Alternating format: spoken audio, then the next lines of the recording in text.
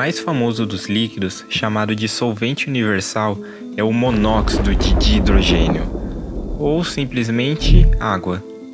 Esse fluido, além de ser indispensável para a sobrevivência, apresenta diversas características interessantes, entre elas a chamada tensão superficial. Tensão superficial, em resumo, é o efeito que um líquido qualquer apresenta em suas moléculas que fica visível na superfície, parecendo uma membrana elástica. A água possui a maior tensão superficial dentre os líquidos e, por isso, será a estrela do nosso vídeo. Esse fenômeno é devido às ligações intermoleculares, ou seja, no caso da água, as ligações entre um H2O e outro. É importante lembrar que ligação intermolecular é diferente de ligação atômica. Enquanto a atômica, no nosso exemplo, é a ligação de 2H com um O, a ligação intermolecular é entre dois grupos de H2O. Assim, para que a ligação intermolecular possa acontecer, antes deve ter sido formada uma molécula. Bom, para começo de conversa, as ligações intermoleculares no geral só são possíveis devido aos polos das moléculas.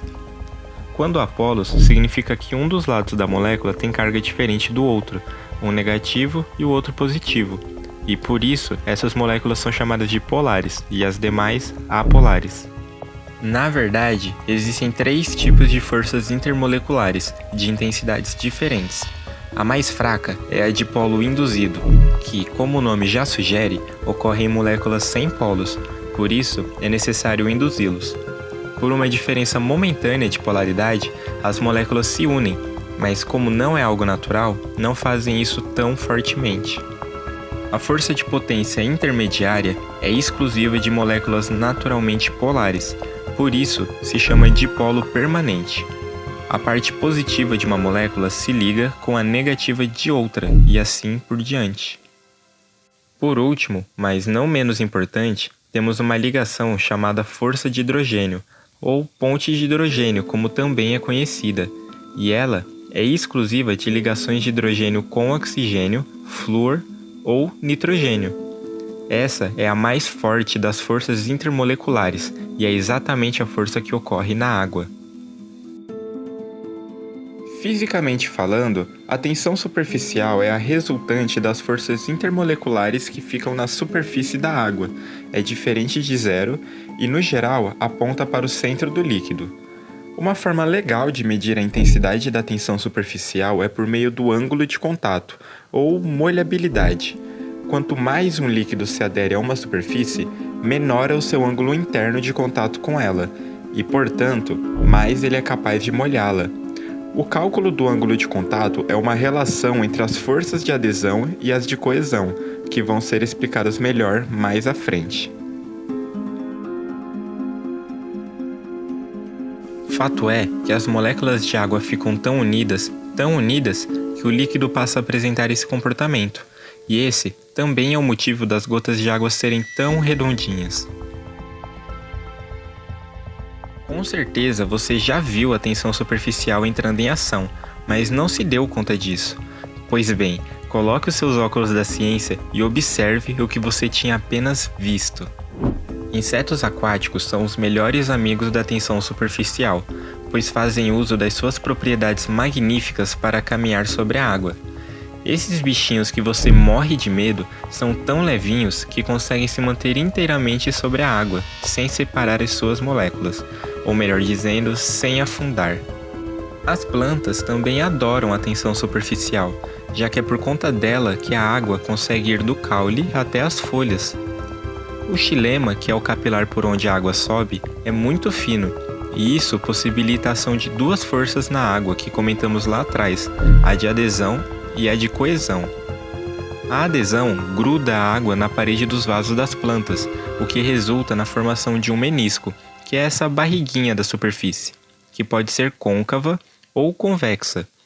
Enquanto isso, a coesão ou capilaridade, por ação da tensão superficial, puxa as moléculas para perto uma das outras, o que faz toda a água subir. Aliás, o que condiciona se o menisco será côncavo ou convexo é se as forças de adesão superam ou não as de coesão. Caso superem, será côncavo e caso não, convexo. A intensidade de cada força depende do líquido de referência, mas a maioria se mostra côncava. Isso se deve à interação intermolecular com as paredes do recipiente. Em paredes sílicas, por exemplo, a quantidade de hidroxilas, os OH, nas laterais da cadeia possibilita as fortíssimas ligações de hidrogênio entre a água e o recipiente.